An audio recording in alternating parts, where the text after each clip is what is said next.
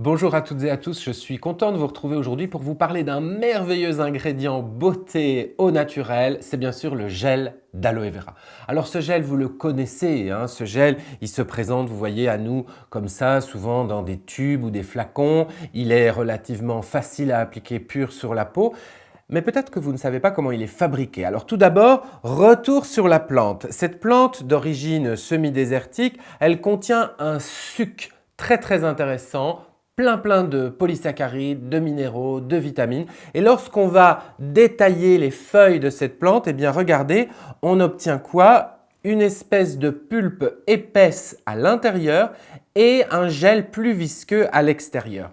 Alors on est tenté de récolter son propre gel d'aloe vera à la maison, on le peut, mais attention, il se conserve très mal, il est relativement désagréable à l'application car il est collant et il faut faire attention à ne pas prendre les principes amers avec si vous voulez utiliser votre propre gel d'aloe vera.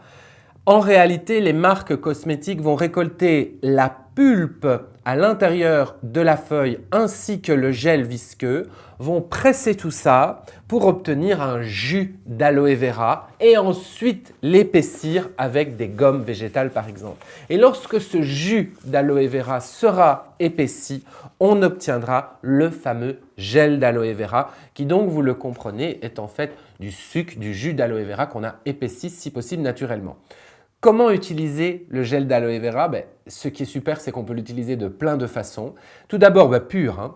Pur tout simplement en cataplasme sur une peau irritée, une petite brûlure, une petite égratignure, une petite plaie aussi, même si elle est légèrement ouverte, et bien sûr un coup de soleil.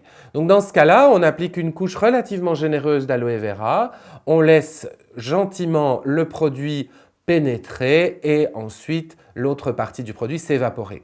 C'est quelque chose de tout à fait facile à faire, même sur les enfants, même sur les femmes enceintes. C'est absolument extraordinaire. Les effets cicatrisants de l'aloe vera sont réellement documentés aujourd'hui.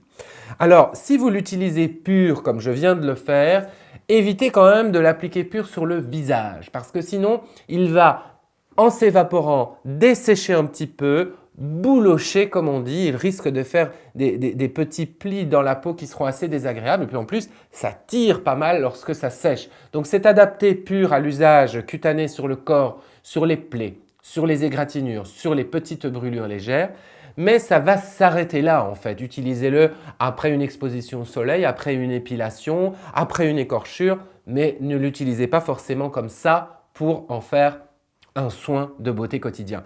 Pour un soin de beauté quotidien, mon astuce est la suivante. En fait, il faut utiliser un gel d'aloe vera de bonne qualité, j'y reviendrai plus tard.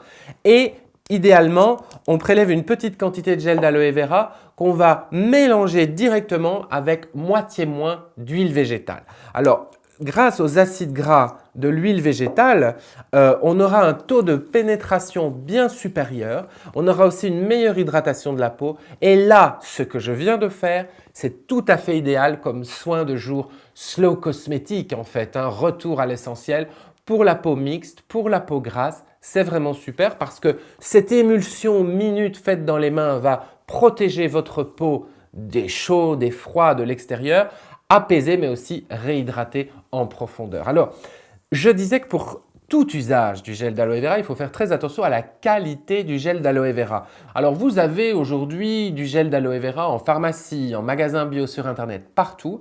Mais mon astuce consiste à regarder la liste des ingrédients.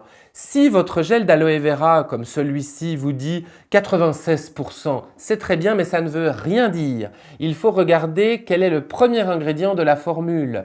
Si c'est aqua, de l'eau, eh bien, il s'agit alors en réalité d'un gel d'aloe vera qui a été réalisé à partir d'une poudre d'aloe vera, beaucoup moins intéressante au niveau de ses principes actifs, qu'on a réhydraté avec de l'eau ensuite.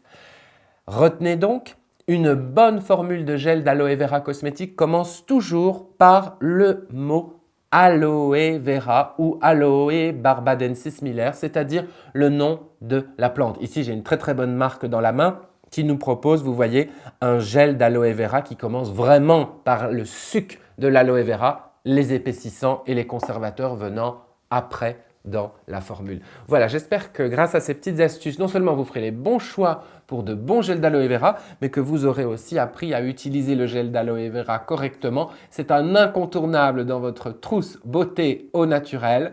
J'espère que cette vidéo aussi, vous la garderez comme quelque chose d'incontournable et je vous invite à visionner toutes mes autres vidéos sur la chaîne Beauté au naturel ou à travers ma lettre Santé, Nature, Innovation.